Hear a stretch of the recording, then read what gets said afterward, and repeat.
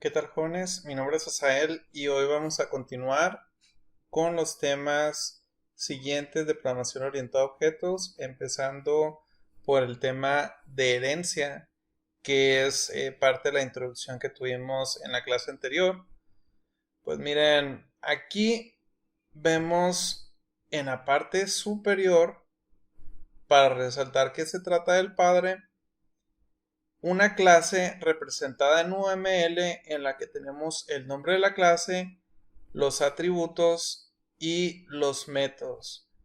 En la herencia nosotros vamos a poder heredar de los padres para no tener que reescribir ciertos códigos. Por ejemplo, el código get how many robots, bueno, este es estático. El método walk no va a ser necesario volverlo a escribir en human robot ni tampoco en utility robot porque ya lo heredamos del padre, ¿ok? Es decir, el tener ciertos atributos o ciertos métodos en el padre nos va a permitir poderlos utilizar en los hijos si se trata de métodos o atributos públicos o protected. Entonces no será necesario que se tengan que volver a escribir. Y con esto nosotros vamos a seguir un principio que es el principio DRY, D-R-Y, don't, que significa don't repeat yourself, o no repitas lo mismo, algo así, ¿no? Es decir, tratar de que si nosotros vamos a hacer un código, que ese código esté en un solo lugar y no en diferentes lugares. Al no repetir el código, entonces nosotros evitaremos bugs o errores, porque muchas veces cuando tenemos el código en diferentes lugares, nosotros creemos que lo modificamos o que lo arreglamos al hacerlo en un solo lugar o en dos, pero si lo tenías distribuido en muchos lugares se vuelve más difícil el mantenimiento. Entonces nosotros debemos de respetar esa instrucción de no repetir el código o esa filosofía DRY, don't repeat yourself. En este caso es un código que está hecho en PHP, no está en Java. Pero miren, se parece mucho a Java. Tenemos aquí una clase car escrita con mayúscula, es decir, sigue las mismas estándares de Java. Se abre y se cierra el paréntesis. Y aquí tenemos tres atributos. ¿Okay? El atributo com, color y has some rough. ¿Okay? Bueno, entonces aquí estamos creando instancias de carro. ¿Ok? Bueno, aquí todavía estamos en clases de objetos. Aquí todavía no tenemos herencia. Pero fíjense en algo. Aquí se parece mucho, mucho a lo que hicimos en Java. Pero la única diferencia es que aquí no tenemos un tipo que anteceda el objeto. Nada más le decimos igual a un nuevo carro o un nuevo objeto de carro. Ok, esto es porque PHP no es un lenguaje fuertemente tipado. Ahora sí, vamos a ver aquí. Bueno, aquí también es clases y objetos. Tenemos la clase dog. Tenemos algunos atributos. Vemos que se le pusieron algunos símbolos negativos, que significa que es privado, y positivos, que es público. Y aquí tenemos algunos métodos relacionados con el perro, como lo es el comer, dormir, sentarse o correr. Y aquí tenemos la instanciación en la que estamos creando un objeto en la que la raza es Napolitan Mastiff. El tamaño es pues grande, la edad es 5 años y el color es negro. Y así para cada uno de los objetos tiene sus propios atributos. Pero vamos a ver que podemos ir heredando según las características que tenga cada grupo en específico. Por ejemplo, podemos hacer una clase animal si estuviéramos describiendo o creando objetos de animales, podíamos tener una clase general animal en la que se agruparan todos los atributos que tuvieran que ver en general con todos los animales. Después podríamos crear una clase invertebrados y una clase vertebrados con todos los atributos y métodos que tengan que ver únicamente ya sea con invertebrados y vertebrados. Y ya después podemos crear ya sea los objetos u otras clases también, una clase fish, una clase anfibios, reptiles, pájaros, mamíferos, y ya de cada una de estas clases crear los objetos de los animales. ¿Okay? Aquí ya lo tenemos en una en un diagrama UML. Aquí decimos en animal vamos a tener estos métodos. Si se fijan el cuadrito donde tenemos los atributos, pues en este caso está vacío. Pero tenemos algunos métodos: init, getAnimalSize, getAnimalType, makeNoise y eat o comer. Y pues todos son públicos en este caso. Pues tenemos mamíferos con sus propios métodos. En este caso pues está repitiendo el método init. Y los otros dos métodos, no es cierto, son los tres, están repitiendo. Bueno, aquí les voy a mencionar algo. Cuando nosotros tenemos métodos que ya existían en el método, en la clase padre, lo que pasa es que se sobrescriben esos métodos. Es decir, es como el decir, ¿sabes qué? Yo ya no me voy a comportar como se comportaba mi padre, yo ahora tengo un nuevo comportamiento.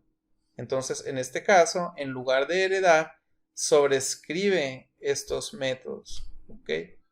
Entonces, todavía puede hacer referencia a los métodos del padre, pero tendría que ser referencia explícita. Es decir, indicar que se trata del padre, porque si nada más hace referencia a los métodos, pues hará referencia al método actual del objeto mamífero. Luego aquí tenemos otras clases. La clase pues mouse, ratón, felino y cebra. Ok. Y pues aquí también está sucediendo lo mismo, que se están sobreescribiendo los métodos. Ok. Por lo general en cada nueva clase pues vamos a crear otros métodos nuevos que tengan que ver únicamente con ese tipo de clase, pero también tenemos la posibilidad de sobreescribir los que ya existían. En este caso pues están sobreescribiendo todos hasta este grado, ¿no? En el felino, donde tenemos gato casero y tenemos el tigre, en ambos casos pues también se están sobreescribiendo los métodos. Es decir, si creas un objeto de tipo tigre, vas a desde el eat o comer pues va a ser exclusivo del tigre, no de cualquier felino. También el hacer sonido pues va a ser un sonido de tigre y no de cualquier felino. Continuamos con el encapsulamiento de datos y abstracción. ¿Ok? Abstracción, según Wikipedia, dice que es una operación mental destinada a aislar conceptualmente una propiedad o función concreta de un objeto y pensar qué es, ignorando otras propiedades del objeto en cuestión. Bueno, les voy a poner un ejemplo hipotético, falso o verdadero, no sé. No les diré para que no me juzguen, pero vamos a suponer que yo no sé nada de autos, que lo único que sé de los autos es que le tengo que echar gasolina, que tengo que aplastar el botón para encender el auto o girar la llave dependiendo del tipo de auto. Sé que tengo que acelerar, sé que tengo que frenar, sé que tengo que mover el hacia reversa o hacia primera o segunda dependiendo de la velocidad, o a la letra D si quiero manejar y no tener que preocuparme por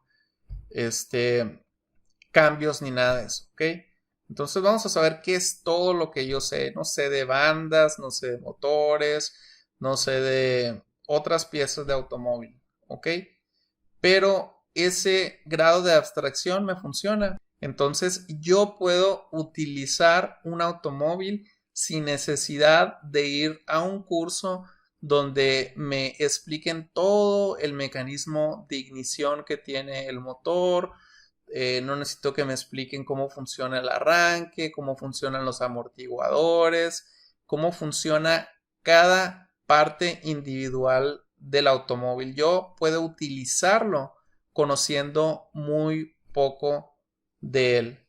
Bueno, nosotros vamos a emular o tratar de hacer eso muchas veces con nuestras clases, con los métodos que nosotros ya sea que utilicemos o que creemos para otros programadores.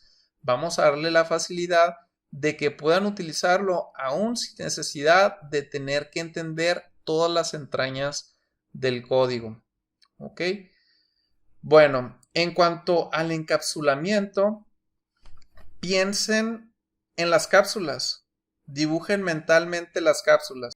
Piensen en las cápsulas y piensen en cómo está aislado del exterior todo el contenido. Eso es encapsulamiento. Entonces, nosotros vamos a intentar que todas las variables que utilicemos sean definidas como privadas.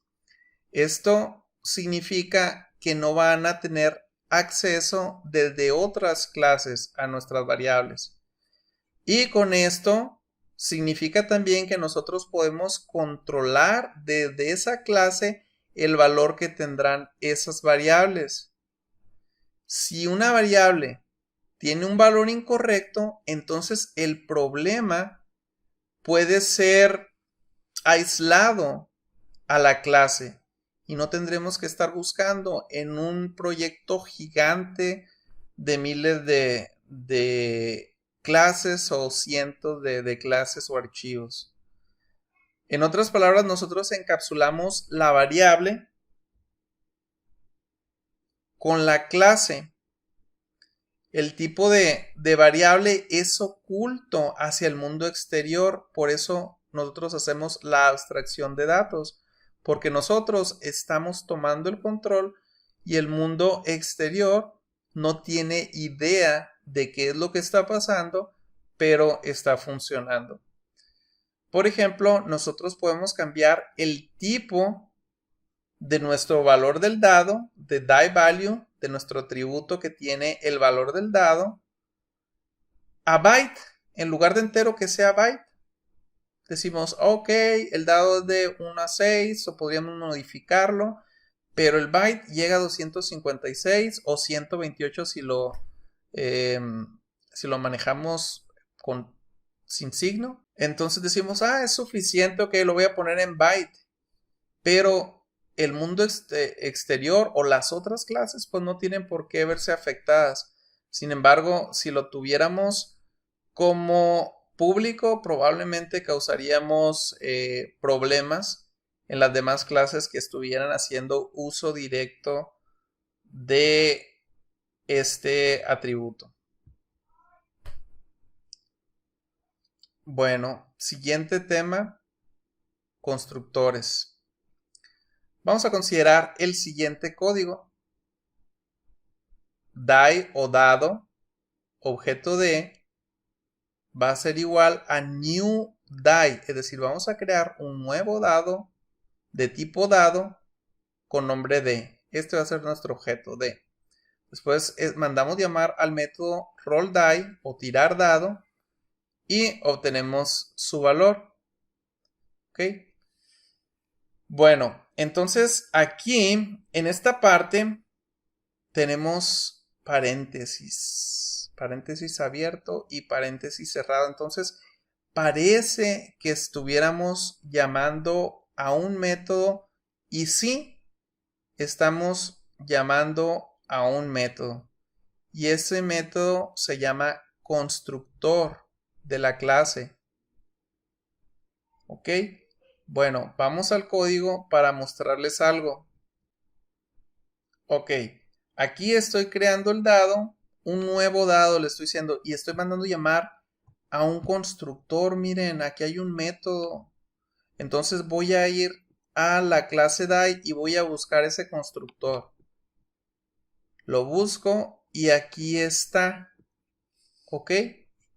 Bueno, aquí está porque nosotros lo habíamos creado porque dijimos, hey, vamos a contar cuántos dados van creando. Y los vamos a ir cada que se mande a llamar un nuevo método, un nuevo dado que se cree, vamos a irlos contando. Pero ¿qué tal y si no existiera? Así. Miren, sigue funcionando. Esto es porque siempre existe un constructor. Cuando nosotros no tenemos constructor explícitamente, es como si existiera un constructor vacío. Cuando nosotros ponemos un constructor, reemplazamos el constructor que existe. Incluso si nosotros pusiéramos un parámetro para inicializar, invalidamos el constructor vacío porque ya estamos haciendo un constructor y ahora aquí la clase principal me bota porque dice, hey, yo necesito ahora un argumento y aquí me dice, mira, requiere un entero y no encontré argumentos. ¿Ok? Entonces, por default existe uno vacío, pero en cuanto tú pongas uno, ya sea vacío o no, invalidas el anterior o lo reemplazas y ya no existe. Entonces, si estás usando con parámetros y hacías referencia a él sin parámetros, va a botar un error ahí. Ese constructor regresa la referencia a un nuevo objeto, que sería algo así como la dirección del objeto. Y aquí lo que les estaba mencionando, constructores default. Si no hay constructores que fueron creados para la clase, entonces un constructor default que no hace nada es creado por default, aunque no lo veamos. Un constructor por default solamente es creado si nosotros no definimos un constructor. Ok, vamos a analizar el constructor. Miren, ¿cuál es el tipo de roll die? Void, vacío. ¿Cuál es el tipo de getValue? Entero. ¿Cuál es el tipo de getRandomDieValue? Entero.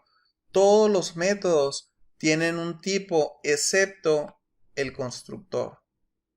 ¿Ok? Porque el constructor jamás lo vamos a poder llamar directamente. ¿Ok? El único que puede mandar llamar al constructor es otro constructor y tiene que ser la primera línea. Pero no va a regresar nada. Por eso no ponemos int, no ponemos void. Si tuviéramos que poner algo, pues ponemos void. Por eso aquí no puso nada.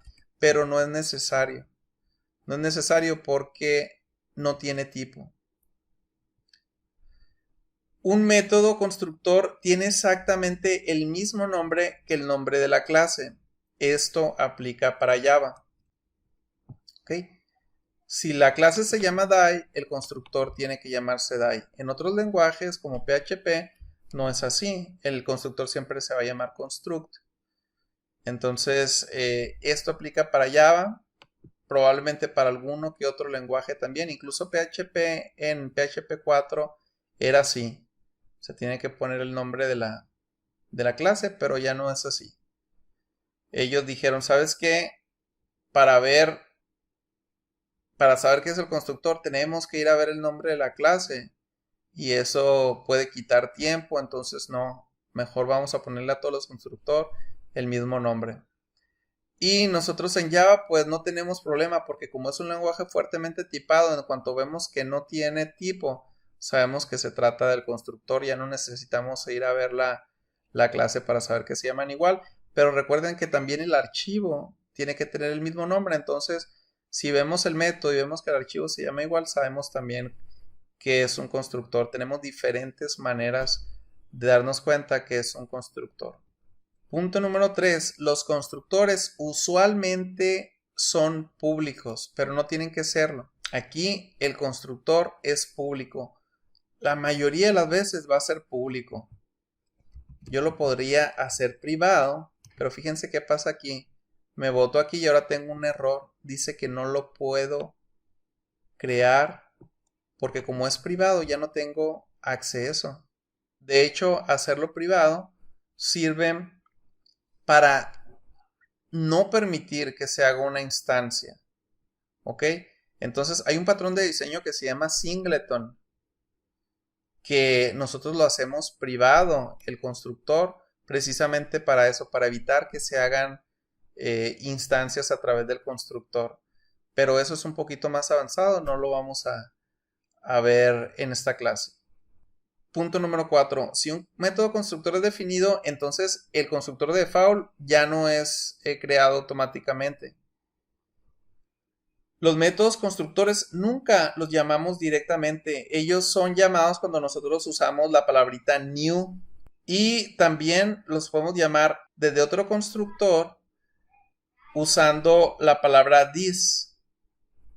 Miren, les voy a poner un ejemplo nada más para que no les confunda esta parte. Aquí tenemos el constructor die. Si yo pusiera otro constructor pero que llevara un parámetro, por ejemplo value, y que aquí dijéramos que die value va a ser igual a value, dice que únicamente desde un constructor podemos mandar llamar al otro constructor por medio de la palabra this, pero hay más reglas. Miren, lo voy a hacer mal primero. Decía que con this. ¿Ok? Entonces, este es el que podemos utilizar. Pero aquí no se vale. No se puede. Ahorita les voy a decir porque primero quiero mencionarles algo. Yo estoy haciendo referencia a esto porque quiero que me cuente cuántos dados son cuando utilicen este constructor. Quiero que los cuente también y no quiero volver a repetir este código aquí abajo. Quiero mandar llamar al otro constructor, pero tiene que ser la primera línea. Es decir, un constructor, para llamarlo desde otro constructor, tiene que ser la primera línea. Y es this porque es este objeto. Y no necesito hacer referencia a .die. No necesito hacer eso. Desde el this yo ya sé que va a ser un constructor porque es el mismo objeto. Entonces abro paréntesis y ya sé que va a ser el constructor que tiene vacío, que es este. Aquí tenemos, básicamente es el ejemplo que les acabo de dar. Miren, aquí estamos creando dos formas de inicializar o de llamar al constructor. Una es vacía y otra es a través del valor. Ah, miren qué bonito esto. Esta parte no la hice. Voy a ir hacia allá. Miren. Bueno, este constructor está mandando llamar a este constructor. Fíjense qué loco. Bueno, la manda a llamar y le asigna un valor porque dice, ¿sabes qué? Cuando le pones un de este valor, va a tomar ese valor.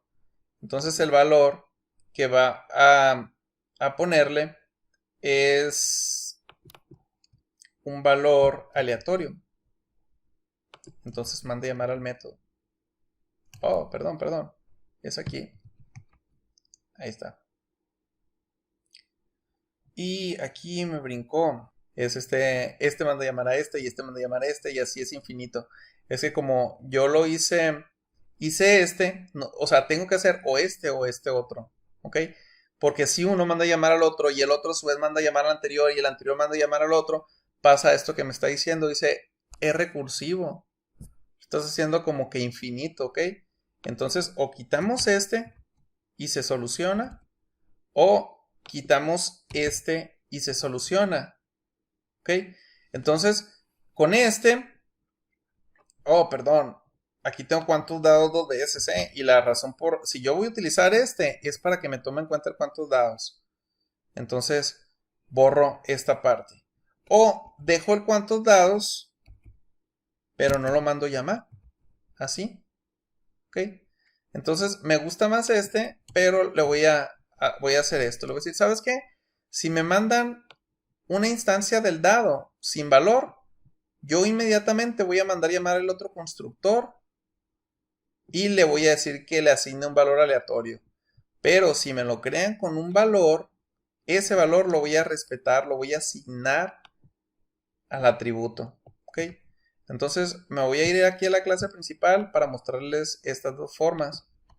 Voy a crear dado 1 y dado 2. Pero al dado 2 le voy a decir, ¿sabes qué? Quiero que sea 5.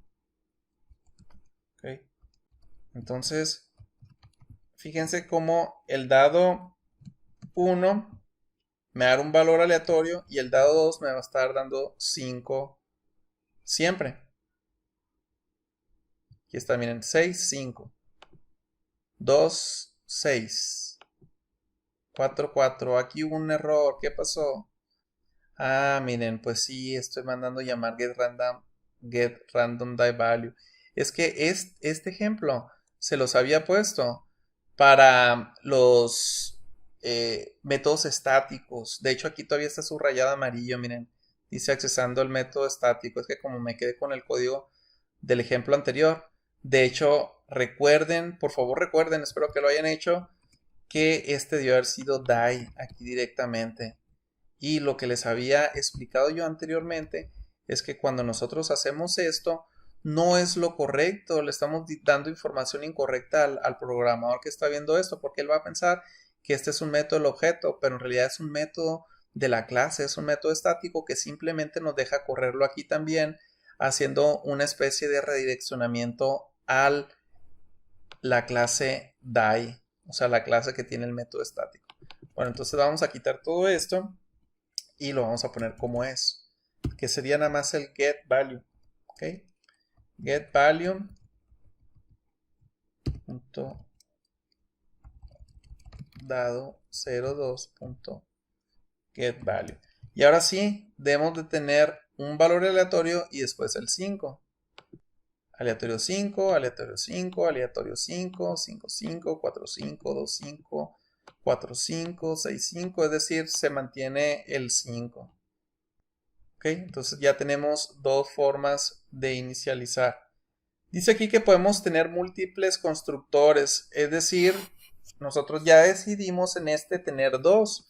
Tener uno que le asigne un número aleatorio o una posibilidad también de nosotros asignarle el valor, lo cual para el tipo de aplicación pues no sería muy justo, ¿verdad? O sea, en lugar de tener aleatorio estamos dándole la posibilidad de que asigne valores que nosotros queremos, pues como que no es muy correcto, pero aquí ya estamos demostrando que podemos tener diferentes constructores con 0 parámetros, con un parámetro, con dos parámetros, con todos los parámetros que queramos inicializar para poderlo hacer de distintas maneras. Y aquí tenemos un ejemplo de constructores que es básicamente muy parecido a lo que nosotros hicimos. Aunque aquí miren, está pues ejecutando el método rollDie para ir modificando el valor del dado. Aquí lo modificó 1000 veces y lo imprimió. Dice aquí que nosotros usamos la palabra new para mandar llamar al constructor. Dice, si creamos dos dados usando dos diferentes constructores, hay una especie de parámetro oculto todo el tiempo en el que cuando llamamos a la instancia o al constructor sabe de cuál se trata, ¿no? Por ejemplo, aquí d.rollDie es como si mandáramos un parámetro oculto que sería la letra D para decir, hey, el objeto que se llama D, a ese es al que vas a hacer referencia. Bueno, hasta aquí le vamos a dejar por hoy. Espero que tengan un muy buen día. Gracias.